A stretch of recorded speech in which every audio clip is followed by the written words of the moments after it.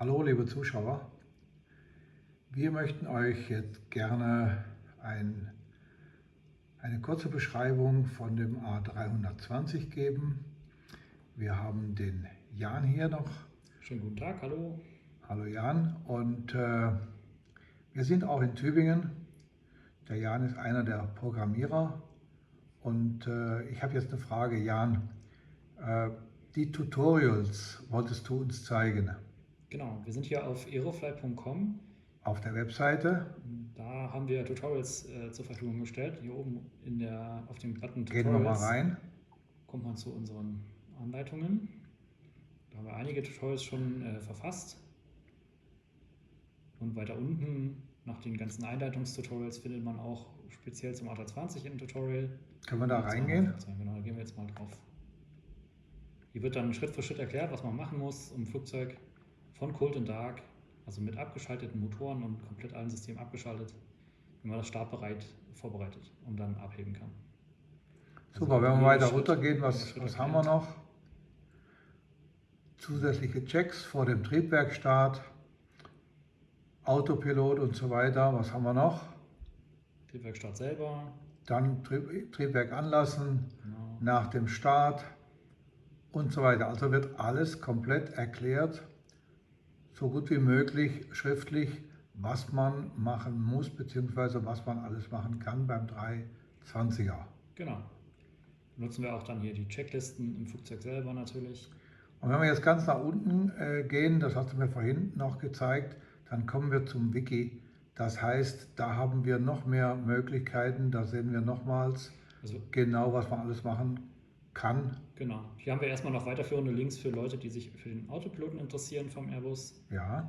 Und wenn wir nochmal zurückgehen, ja auch für die MCDU, also den Multifunction Control Display Unit, dort kann man einen Flugplan auch im Aerofly eingeben.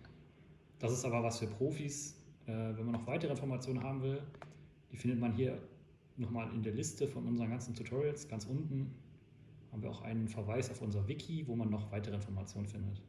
Das wollte ich sehen. Genau, und hier im Wiki, da sind alle möglichen Sachen erklärt. Und hier haben wir die ganzen alle Flugzeugtutorials nochmal einzeln Flugzeuge, die wir jetzt auswählen können. Genau. Und da wählst du jetzt den 320er aus. Genau. Und dort ist dann auch nochmal für Leute, die es nochmal detaillierter haben wollen, nochmal eine detailliertere Fassung von diesem Flight Tutorial verfügbar. Da wird dann unter anderem auch erklärt, wie ich starte, lande, wie man Autopilot für einen Steigflug und für einen Sinkflug benutzt, was man da alles beachten muss, welche Symbole da auf dem Display man benutzen kann, wie man die Displays bedient und weitere Informationen. Gut, jetzt haben wir ja hier rechts von uns mal das iPad stehen mit der mobilen Version, und da haben wir auch schon den A320. Genau. Wir sitzen jetzt hier im Cockpit. Wir sitzen im Cockpit. Und wir haben einfach ausgewählt hier auf dem Startplatz. Wir wählen hier im Washington Airport. In Washington. Also in der neuen Washington-Region. Also diese Region kommt dann in dem 2023? Richtig, ab Version 2023. Wir klicken hier einfach auf eine von diesen Parkpositionen und wählen aus vor dem Triebwerkstart und zeigen euch dann, wie man die Triebwerke anlässt und wie man den Flieger startbereit kriegt und wie man vielleicht eine kurze Part-Zone fliegen kann. Ja, dann machen wir das mal. Wir haben jetzt hier einfach den A320 ausgewählt in der Liste. Okay. Und schon ist das Flugzeug hier mit noch stehenden Motoren. Was man jetzt hört hier, das ist der Hilfsmotor, also hinten die APU, Auxiliary Power Unit. Hört man das? Die macht jetzt schon Krach. Die hört man auch oft, wenn man als Passagier schon einsteigt ins Flugzeug. Die erzeugt jetzt Strom und auch Klimaanlage ist jetzt dadurch schon funktional. Können wir das ein bisschen lauter machen? Ich kann es auch noch ein bisschen lauter machen. Ja. Ich weiß nicht, ob man das so... Ja. Ja, und die macht da außen Krach. Die hört man natürlich von hinten deutlich lauter als von vorne. Also auch da gibt es tatsächlich einen Unterschied. Ja. Wow. Die strahlt ja nach hinten vor allem ab. Ja, aber dass man in der Simulation selbst auf solche Details geachtet hat, ja, finde ich echt toll. Dann gehen wir wieder ins Cockpit. Und wir sind ja jetzt schon im Prinzip fertig, um die Triebwerke zu starten. Das haben wir ja ausgewählt gerade. Da können wir nochmal im Overhead-Panel gerade gucken. Also alle Kraftstoffpumpen sind schon eingeschaltet. Die Systeme wie zum Beispiel die Trägheitsnavigation sind alle schon hochgefahren, alle Systeme soweit für den Flug vorbereitet. Wir haben auch hier alle schon eingegeben. Und so, dass man jetzt eigentlich wirklich nur noch Triebwerke anlassen muss. Und das geht hier unten beim Airbus. Da haben wir hier in der Mitte unseren Ignition-Schalter. Wenn ich den nach rechts drehe, indem ich hier einfach drauf tippe, dann ist dieser Ring da, kann ich nach rechts drehen. Dann steht da auf Ignition und Start. Und das Einzige, was ich machen muss beim Airbus, ist einfach nur diesen Schalter umlegen. Dann kann man vorne gucken. Da wird auch jetzt das Triebwerk schon gestartet. Komplett automatisch. Man muss also gar nicht viel tun. Das läuft hoch. Genau. Hier sieht man jetzt die innere Drehzahl vom Triebwerk. Die erreicht jetzt so 35% gleich. Und das hier außen wäre der Fan von vorne. Die N1. Und jetzt laufen beide Triebwerke hoch. Nur ein Triebwerk läuft Aha. hoch. Wir haben ja gerade die rechte Seite. Deshalb müssen wir dann den anderen Schalter auch noch bewegen, damit wir dann das linke Triebwerk auch noch einschalten. Genau, hier steht Available. Also das rechte Triebwerk ist komplett gestartet. Ich habe jetzt hier eine Fehlermeldung gekriegt. Die können wir aber ignorieren, indem wir oben auf dem Overhead-Panel sagen, unser geplanter Zielflughafen, da müssen wir jetzt die Höhe eingeben, weil wir keine Flugroute gemacht haben, müssen wir eine Landehöhe eingeben. Da kann man einfach hier den Schalter nehmen und ein bisschen drehen. Wenn man die Unterstützungen einschaltet, die wir im Aeroflyer normalerweise anhaben, dann muss man sich um das gar nicht kümmern. Das habe ich jetzt alles abgeschaltet, deswegen muss ich mich auch um solche Sachen kümmern. Wenn Ja, ich wir die wollen ja Unterstützung jetzt- anlasse, dann brauche ich das nicht. Wir wollen ja jetzt Jan keinen IFA-Flug machen, sondern Genau. einfach mal nur die wichtigsten oder die notwendigen Instrumente und Schalter kennenlernen und das, was wir eben machen müssen, um zum Beispiel eine Runde zu fliegen. Also jetzt müssten wir Genau. zunächst mal rollen. Das könnten wir vielleicht schon mal machen. Das heißt, wir müssen das andere Ich würde Triebwerk jetzt noch das zweite einschalten. Triebwerk starten, genau. Auch das steht Da ja hier unten. schon auf Ignition. Ja. Dann schalten wir jetzt einfach den zweiten Engine Master auch auf ein. Und schon startet das zweite Triebwerk für uns automatisch. Auch hier sieht man wieder unterlegt die Drehzahl von dem Inneren, also vom Kern des Triebwerks, läuft zuerst hoch. Und das produziert ja jetzt schon im Prinzip genug Gas, um dann unseren großen Fan anzutreiben. Und der große Fan, den sieht man ja von außen. Ich kann auch mal von außen zeigen. Das sind die Fans, die man außen sieht. Und er hier will jetzt mal schneller, weil er ja gerade startet. Also kann ich auch, wenn ich das Flugzeug ausgewählt habe, direkt loslegen, also dass der Motor schon läuft, dass ich alles Genau. das auch nicht mehr machen muss. Das gibt es auch alles, genau. Man kann entweder hier in der Startposition, an der Parkposition das machen, oder man kann auch fertig zum Abflug bereits auf der Landebahn starten. Also dafür müsste man dann hier auf eine von diesen Landebahn-Symbolen klicken, dann das Flugzeug wäre dann sofort abflugbereit.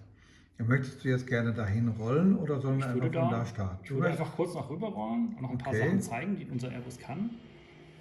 Hier haben wir jetzt unten im Display steht hier gerade die Statusseite, die kann ich ein- und ausschalten, indem ich hier unten auf dieses STS drücke. Dann ist das wieder im Normalzustand. Ja, also hier unten habe ich ja die Möglichkeit, alle Systemseiten vom Airbus mir anzugucken. Und normalerweise möchte man es so haben, dass da keine Lampe leuchtet. Also wenn eine ausgewählt ist, kann ich die nochmal anklicken. Dann ist wieder der Normalzustand da und das Flugzeug zeigt automatisch die Seiten an, die ich gerade brauche. Jetzt haben wir beide Triebwerke gestartet. Dann machen wir nochmal die Checks nach dem Triebwerkstart. Da schalten wir erstmal den hier wieder auf Normal. Den brauchen wir ja jetzt nicht mehr, die Zündung. Wir klicken hier einmal drauf, dass dieses weiße Band sichtbar ist. Das sind die Ground Spoiler, die brauchen wir für den Startabbruch, falls wir einen machen. Hier rechts kann man die Landeklappen setzen. Wir setzen jetzt mal Klappenstufe 1. Dann drücken wir hier noch einmal drauf, dass die Seitenrudertrimmung auf 0 ist. Und wir prüfen auch noch die Höhenrudertrimmung. Man kann hier an diesem Band den Höhenrudertrim verschieben. Aber der wird jetzt für uns schon automatisch gesetzt, weil wir Unterstützung für den Trim anhaben. Der schiebt jetzt also automatisch immer schon für uns die Trimmung auf die richtigen Wert für den Start. Also auch das muss man jetzt sich gar nicht drum kümmern. Das macht er schon selber. Gut, und mit dem mittleren Knüppel könnten wir jetzt Gas geben zum Beispiel. Genau, das wären hier die Aber Maße. wir haben auch auf der linken Seite, kann man den Knüppel auch direkt anfassen und damit Gas Man geben? kann hier auch einzeln Gas geben. Ja? Ah, Man okay. könnte also sagen Rechtsschub oder Linksschub. Jetzt, im Moment Aber- haben wir noch die Parkbremse gesetzt, da würden wir also noch nicht losrollen. Die müssen wir dann noch lösen. Ich würde jetzt noch kurz ein paar Sachen zeigen. Jetzt nach 2 Minuten, nachdem letzte Triebwerk gestartet ist, zeigt er hier automatisch die Checkliste an. Man kann aber auch, wenn die noch nicht gezeigt wird, hier unten diesen Take-off-Config-Knopf drücken. Dann würde diese Checkliste automatisch gezeigt werden. Ja, die sieht dann so aus. Und hier stehen dann noch ein paar verbleibende Punkte, die wir machen müssen. Da steht Auto Brake Max, sollen wir einschalten. Und dann müssen wir noch die Take-off-Konfiguration testen. Ja, also gut. So, um diese Okay, was Auto Brake müssen wir zu dazu setzen, müssen machen? wir hier rechts auf Auto Brake auf Maximum klicken. Dann wird es blau. Ja. Und ein paar andere Sachen sind hier auch noch aufgetaucht. Jetzt ist das da grün, ja.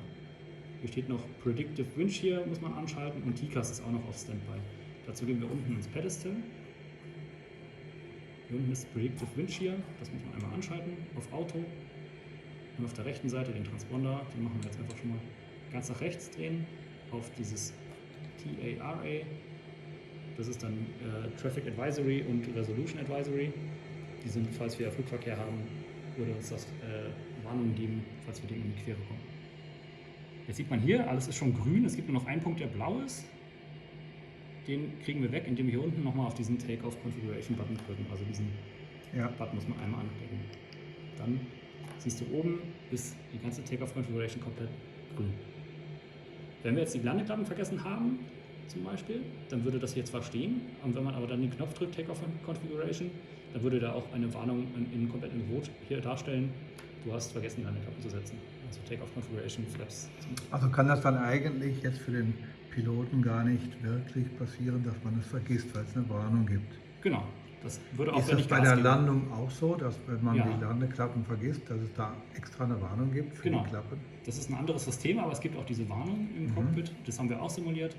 Da würde man dann sogar eine Sprachnachricht hören, sozusagen, die sagt dann Too Low Flaps. Das bedeutet, du bist zu niedrig für die aktuelle Landeklappenstufe. Du solltest also entweder mehr Landeklappen setzen oder durchstarten. Okay, das bringt ja schon mal eine Menge Sicherheit dann. Jetzt haben wir die Triebwerke gestartet. Wir brauchen also unser Hilfstriebwerk nicht mehr. Da schalten wir zuerst oben den APU Bleed aus. Das haben wir als Zapfluft für die Klimaanlage gebraucht und zum Starten von den Triebwerken brauchen wir nicht mehr. Jetzt schalten wir die APU, den Master, auch aus. Und es wird jetzt noch ungefähr 1 Minute dauern, bis dieses grüne Licht ausgeht. Die APU bleibt also noch ungefähr 1 Minute lang an, um abzukühlen. Wir haben ja die Turbine, also die Hilfsturbine benutzt, um Zapfluft abzuzweigen, und dadurch wird die sehr heiß. Und das brauchen wir jetzt, müssen wir 1 Minute warten, bis die abgekühlt ist. Wir können aber natürlich jetzt schon losrollen. Und während die APU abkühlt, steht hier rechts immer noch APU Available. Wir hören dann aber ungefähr in 1 Minute, wie das Triebwerk hinten dann runterfährt. Ja, das macht er dann komplett automatisch, so wie im echten Flieger auch. Aber wir könnten jetzt schon losrollen. Wir können jetzt schon losrollen, genau. Okay, dann rollen wir doch einfach mal zu unserer Hier unten ist die Parkbremse, die Abflugposition. kann man ausschalten. Ja, das Und jetzt brauchen wir natürlich. wird das Flugzeug schon automatisch langsam anfangen zu rollen, einfach im Leerlaufschub, weil wir nicht so besonders schwer sind, rollt das Flugzeug jetzt schon von alleine los. Und wenn ich bremsen möchte, muss ich hier hinten, hier links, den Schieber nach hinten ziehen. Ja?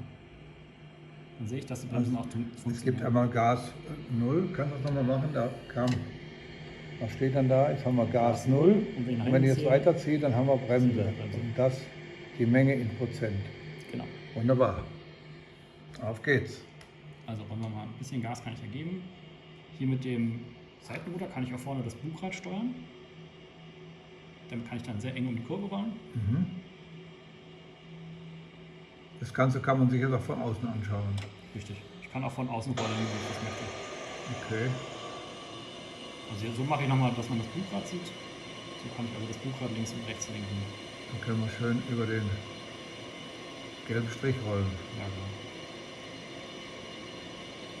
Und die Landebahn ist ja nicht wirklich weit weg. Da wollen wir jetzt kurz noch eine Kurve nach links. Hier ein bisschen langsamer vielleicht in die Kurve. Jetzt hört man außen das Triebwerk runterfahren gerade. Das ist unser Hilfstriebwerk, die APU. Die Ja. hörst du jetzt gerade runterfahren. Die ist also jetzt abgekühlt und hat abgeschaltet.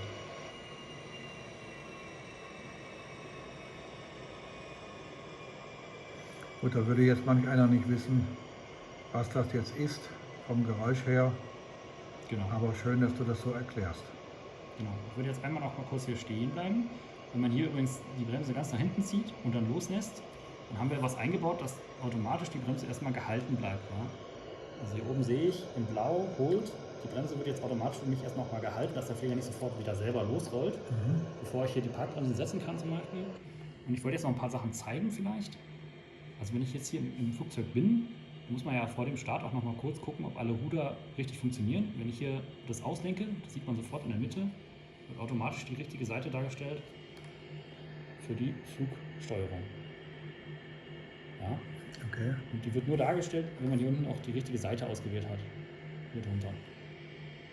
Also wenn hier alles aus ist, dann kann er automatisch die richtige Seite darstellen. Sonst kann man natürlich auch jederzeit manuell hier diese Seite aufrufen. Mal gucken, wo die ist. Da ist hier unten rechts Flight Control. Dann würde sie dargestellt werden immer. Also man kann hier immer alles als Pilot aufrufen. Und wenn man nichts macht, dann macht er automatisch die Seite, die er gerade für richtig hält. Jetzt hat er wieder zurück auf die Fahrwerksseite gewählt, weil wir ja die Flugsteuerung schon getestet haben.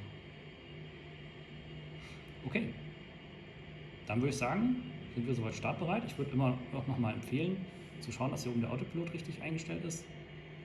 Das heißt? Man kann ihn hier, wenn man hier eine Geschwindigkeit eingestellt hat für den Autopiloten, eine V2-Geschwindigkeit eingegeben ist, was normalerweise schon bei uns der Fall ist, dann wird diese Geschwindigkeit hier Strich, Punkt, das heißt Managed Speed ist aktiv. Und diese Managed Speed wird uns dann während des Starts die richtige Geschwindigkeit zeigen. Und das andere, wenn wir eine Flugroute haben, ist, hier würde dann auch ein Punkt erscheinen. Wir haben jetzt aber keine Flugroute eingegeben, da wird dann nach dem Abheben erstmal die Landebahnrichtung beibehalten. Und das Letzte, was man auch prüfen sollte, ist auf jeden Fall die Flughöhe, dass wir hier eine genügend große Höhe eingestellt haben. Wenn der Flieger vorher gelandet ist und das keiner eingestellt hat, dann würde hier zum Beispiel 100 Fuß stehen. Ja. So wäre es dann nicht gut, die Höhe, da müsste man erstmal eine andere Höhe einstellen. Also hier würde ich dann ungefähr 3000 bis 4000 Fuß empfehlen über den Flugplatz. Man kann auch hier schon die Reiseflughöhe einstellen, wenn man möchte. Normalerweise also stellt man also die Höhe ein, die erste Höhe, die man vom Controller bekommt. Richtig, genau. Also da würde dann der Fluglotse dir sagen, wie hoch du steigen darfst vor dem Abflug. Genau, und hier kann man dann sicherheitshalber die Geschwindigkeit einstellen, sodass wir nie zu langsam werden zum Beispiel. Genau. Und wenn wir das machen, dann wird sich eben der Steigwinkel dem Gas entsprechend so verhalten, dass die Geschwindigkeit möglichst erreicht oder gehalten werden. Ja? Ich zeige dir dann gleich, wenn wir starten, nochmal hier auf dem Display, da werden dann so 2 grüne Balken auftauchen. Ja, die sind jetzt noch nicht da, aber sobald wir Gas geben, werden diese Balken da sein, da kannst du dann nochmal hinschauen. Die zeigen mir dann, dass ich entsprechend hochziehen oder runterdrücken muss, um diese voreingestellte Geschwindigkeit zu erreichen. Dann würde ich sagen, wir rollen jetzt einfach auf die Startbahn und legen mal los.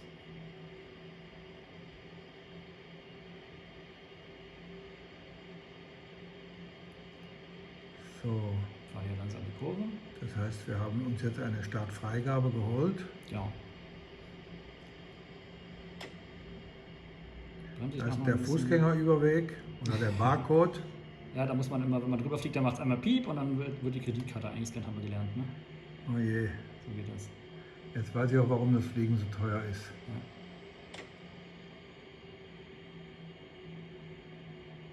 Ich versuche jetzt auf die Landebahn draufzudrehen, das ist nicht so einfach aus dem Cockpit heraus.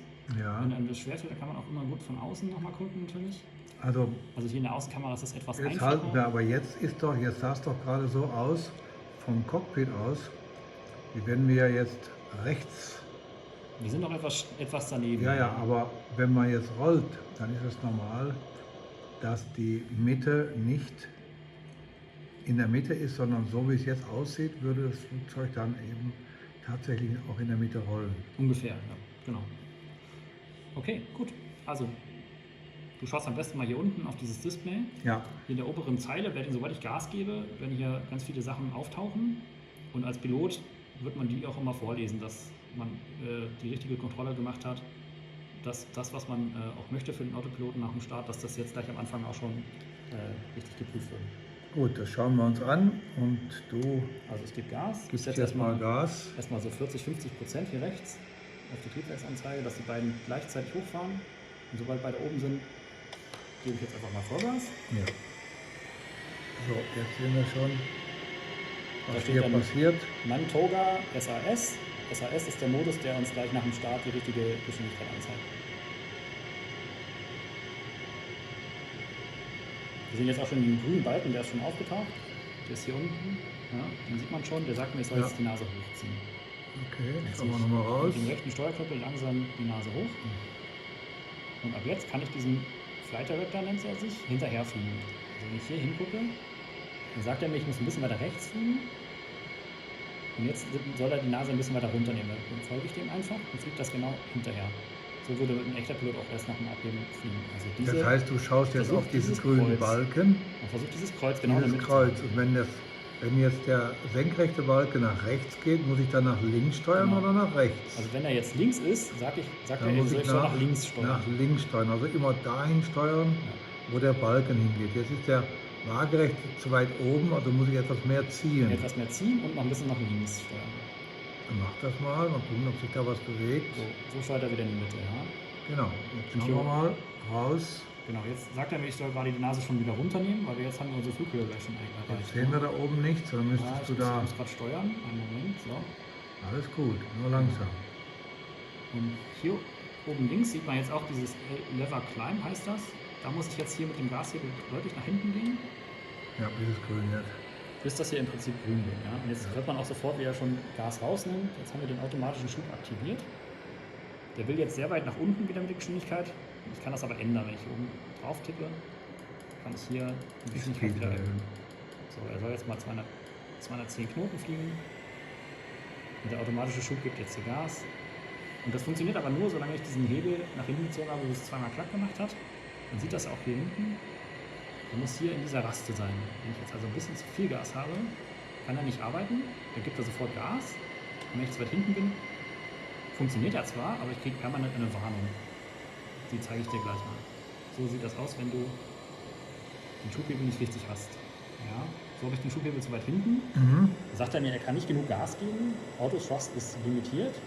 Ich soll die Schubhebel auf klein stellen. Ja, diese Warnung kommt dann immer alle 5 Sekunden. Und man muss dann hier einfach mit dem Schubhebel genau in diese Raste gehen. Dann geht die Warnung auch automatisch weg. Das ist wichtig beim Airbus. Alles andere ist dann relativ einfach. Ne? Gut. Die bleiben dann auch da, die Schubhebel für den ganzen Flug. Man muss sie also nicht mehr bewegen, die bleiben dann einfach einmal da drin und fertig. Genau. Für die kleineren, normalen Flugzeuge, da haben wir ja keine Möglichkeit, dass das Gas durch irgendein Servo oder ähnliches bedient wird. Da können wir das alles nicht machen. Das heißt, da muss man das alles selber machen. Genau, auch hier kann ich es auch abschalten. Soll ich das mal zeigen, wie man es hier abschaltet? Und dann kann man auch so fliegen wie im normalen Flug. Ne? Also wenn ich hier oben ist diese grüne Lampe, die zeigt mir, dass jetzt der automatische Schub aktiv ist. Okay. Auto Thrust heißt das. So. Und wenn wir das abschalten, Wenn wir es abschalten, dann muss ich mein Gas und alles selber bestimmen. Genau, er gibt jetzt wieder automatisch Gas, also er gibt von selber, weil der Schubhebel noch ganz vorne stand, hat er jetzt Gas gegeben, aber ich muss im Prinzip selber hier jetzt wieder die Schubhebel bewegen. Ja. Und kann damit dann meine Geschwindigkeit selber einstellen. So, jetzt sind wir nach dem Start. Ich würde sagen, wir fahren unsere Landung ein. Tippe ich auf das Menü, um die Klappen einzufahren. Oder jetzt nicht, weil wir wahrscheinlich wieder eine Unterstützung haben im Moment. Nicht, dass das hier gar nicht geht. Doch, geht schon. Da müssen wir nochmal schauen, was das war. Genau. Also Landklappen sind drin. Gut. Und Okay. Fahrwerk sehe ich gerade, haben wir auch noch draußen. Wir fahren das mal schon ein. Das geht hier unten über diese Taste, ne? Ja. Okay, ja, so kann man jetzt einfach durch die Gegend fliegen. Sich von außen den Flieger angucken. Okay. Und gut, jetzt haben wir einen Streckenflug, jetzt haben wir eine bestimmte Höhe und wir können eigentlich dann steuern, was wir wollen. Wir können Sightseeing-Tour machen, sage ich jetzt mal. Genau. Die Landschaft kann man sich anschauen. In der neuen Version, die 2023, wurde die ja hier von IPAX nochmal deutlich verbessert. Ja? Genau, und die Auflösung ist deutlich besser jetzt. Die ist deutlich besser, man kann das wirklich alles sehr, sehr schön sehen. Und dann würde ich sagen, wir zeigen vielleicht noch mal kurz, wie eine Landung geht mit dem Flieger. Das wäre schön. Also ich könnte jetzt zurückfliegen zum Flughafen. Wo landen wir denn? Ich überspringe das jetzt mal. Wir setzen uns jetzt einfach hier wieder auf den Flughafen. Wir können ja zum Beispiel mal, wir sind ja hier in Ronald Reagan sind wir gestartet. Wir können ja auch hier in Washington Dallas dann landen, oder? Okay, dann können wir uns noch einen Flugplatz, eine Landebahn aussuchen. Ich tippe jetzt hier mal auf dieses Symbol im Landeanflug. Also man kann ja alle möglichen Und dann kann man hier halt auch umschalten. kurzes oder langes Endteil, besser das lange. Ich nehme jetzt mal, dass wir ein bisschen mehr Zeit haben. Ja. Ja, genau. So, was haben wir hier noch? Warte mal ganz kurz. Wir haben dann hier mit dem, was du gewählt hast, die Länge vom Flugplatz. Ja? Also das ist jetzt die Länge von der Landebahn. 11.500 Fuß, beziehungsweise die Länge wird hier eigentlich immer in Meter angegeben. Das sind 3.505 Meter. Genau. Die Breite sollte eigentlich immer ausreichend sein, das sind hier 46 Meter. Genau. Und hier sieht man noch die Höhe vom Flugplatz auch. Und das wollte ich sagen, das ist eben sehr, sehr wichtig. Und bei der Höhe, da brauchen wir nicht Meter, da brauchen wir Fuß. Also die Höhe hat 283 Fuß. Über dem Meeresspiegel. Über dem Meeresspiegel und dann die Richtung sind 0,13 Grad. Wenn wir also den Platz genau anfliegen, dann 0,13 Grad fliegen, dann würden wir auf den Platz kommen und wir müssten Folgendes wissen: Die Flugplatzhöhe sind jetzt ca. 280 Fuß. Wenn wir also jetzt anfliegen und wir machen das mal alles nur visuell, wie können wir das dann machen? Wir haben eine Anfluggeschwindigkeit, die ist sehr, sehr wichtig. Die ist jetzt etwa 135 Knoten. Wir gehen einfach mal rein in die Simulation. Ja. Ich kann das ja gleich auch nochmal pausieren, nach ein paar Sekunden. Ja, er hat jetzt hier automatisch schon gesetzt. Anfluggeschwindigkeit 135 Knoten. Können wir jetzt auch sehen, wie weit wir vom Flugplatz entfernt sind? Ja, also ich mache jetzt mal Pause kurz, damit wir das uns alles anschauen können. Ja, das können wir nämlich auch hier oben sehen. Das sind jetzt 4,3 nautische Meilen. Bis zur Landebahn, ja. Bis zur Landebahn. Genau, hier oben sieht man ja schon die Landebahn in grün hervorgehoben. Ja. Und wir sind ja auch entlang von der Landebahn ausgerichtet, das sieht man ja. Da haben wir die Geschwindigkeit, sieht man auch die schon Speed. Die Landebahn, ja. Dann der künstliche Horizont. Im Bild sehen wir die Landebahn. Und hier haben wir dann noch die Höhe, ja. Hier ist die Höhe, genau. Also wir sind jetzt 1590 Fuß über dem Meeresspiegel und hier darunter steht die Höhe über Boden, above ground level. Also da sieht man genau diese AGL, ja. 280 Fuß oder was wir gerade gesagt haben, ist das der Unterschied zwischen den beiden. Super. Ja. Und die 3000er darüber? Das wäre jetzt die ausgewählte Höhe für den Autopiloten. Aber da wir jetzt landen wollen, genau. Das aber wenn wir durchstarten, für den Fall des Durchstartens, richtig. Dann wäre das wieder wichtig. Und was haben wir dann noch? Das ist die Vertikalgeschwindigkeit. Aktuell sinken wir mit 500 Fuß pro Minute. Okay, und eingestellt sind 500 Fuß. Genau, das ist am Anfang eingestellt. Und hier rechts daneben sehen wir halt... Hier sehen wir noch die Landeklappen. Genau, Fahrwerk ist auch ausgefahren, sieht man da diesen grünen Punkt. Und wir haben automatische Bremsen ausgewählt mit Stufe 2. Die werden dann nach dem Aufsetzen aktiv werden und unser Flugzeug abbremsen. Automatisch abbremsen. Genau, und auch noch als Information oben auch diese Information hier, da sieht man, dass die Ground Spoiler aktiviert sind, also oder gearmt sind. Sobald wir auf dem Boden aufsetzen, werden unsere Spoiler hinten rausfahren. Das können wir uns nachher nochmal angucken. Ist das beim richtigen auch so, dass die So automatisch rausfahren? Genau.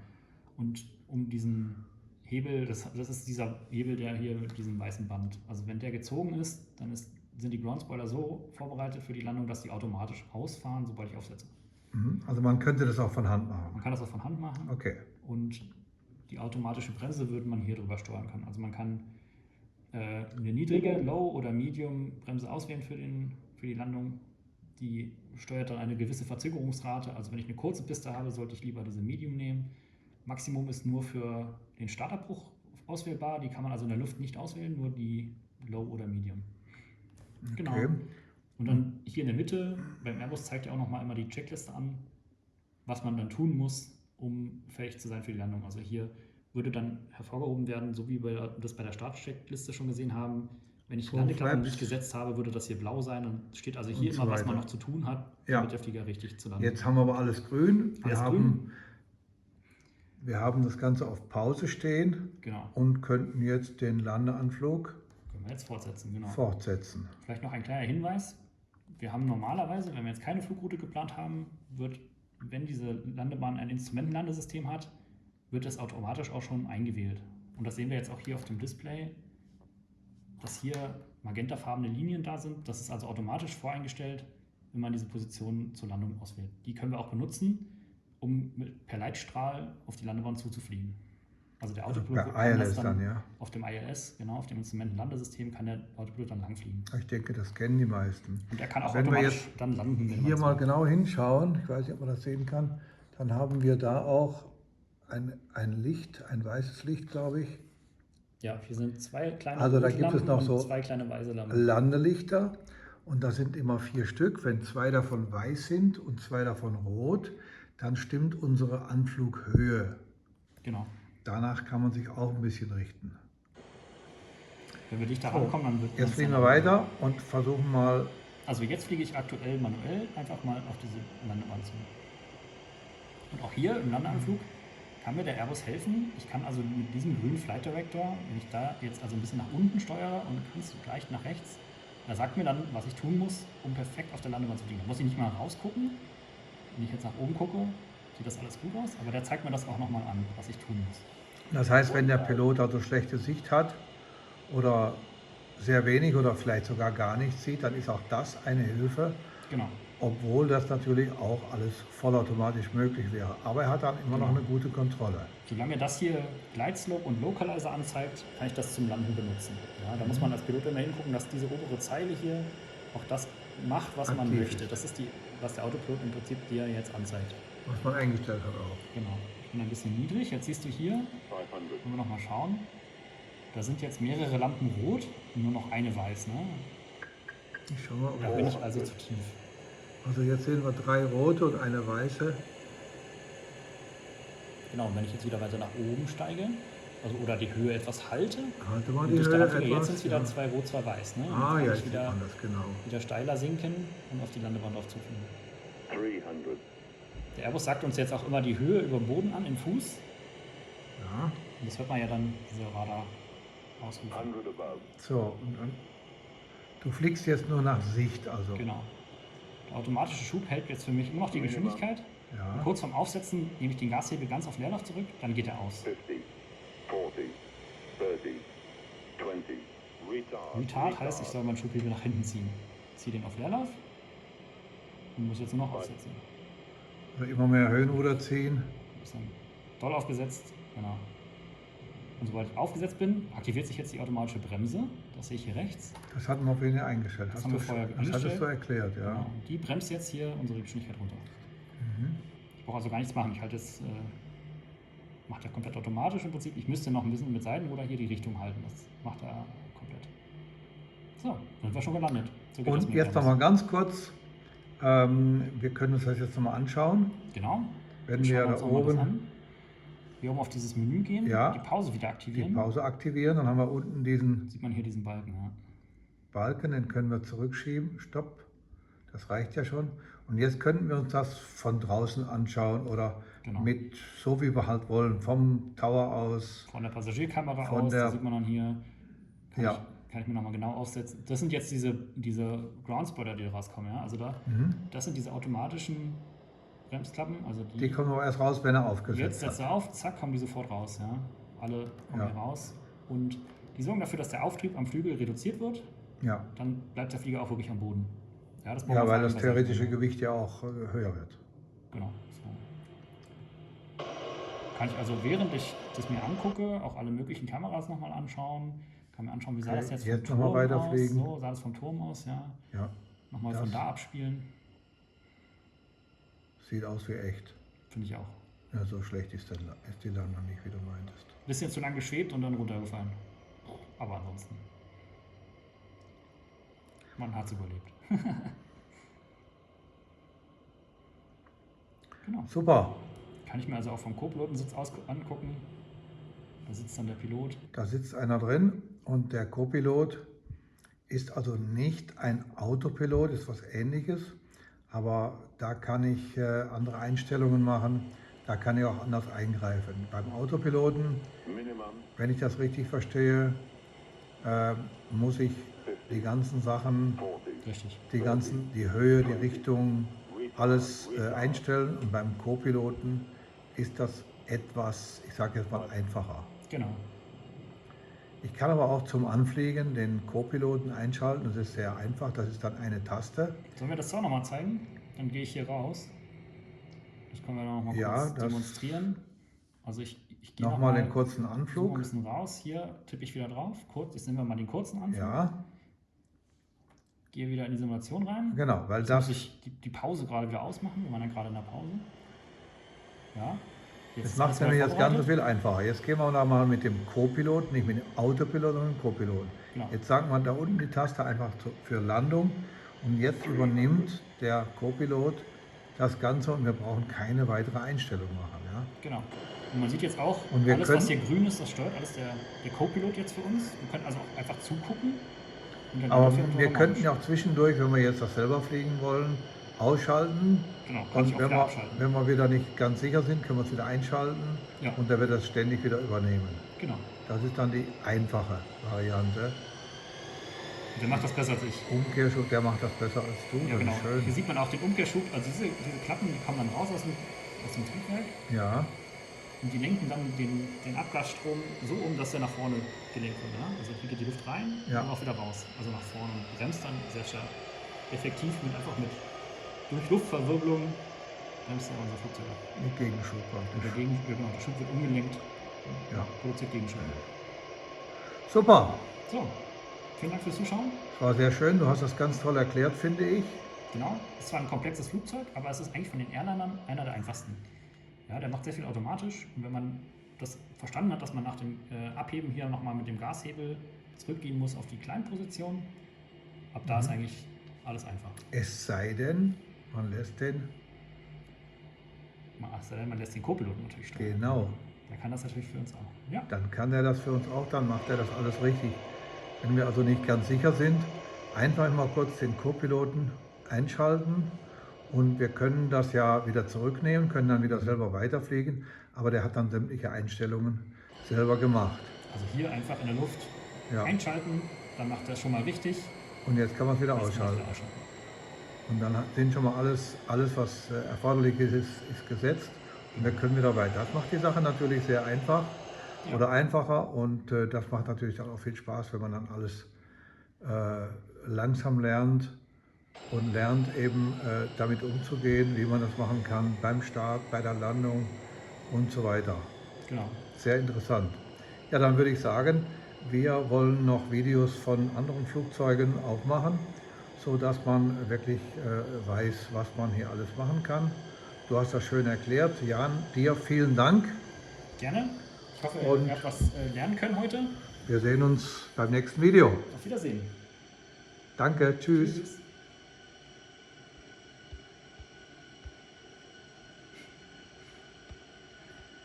Irgendwann wird er schon wieder Stopp machen.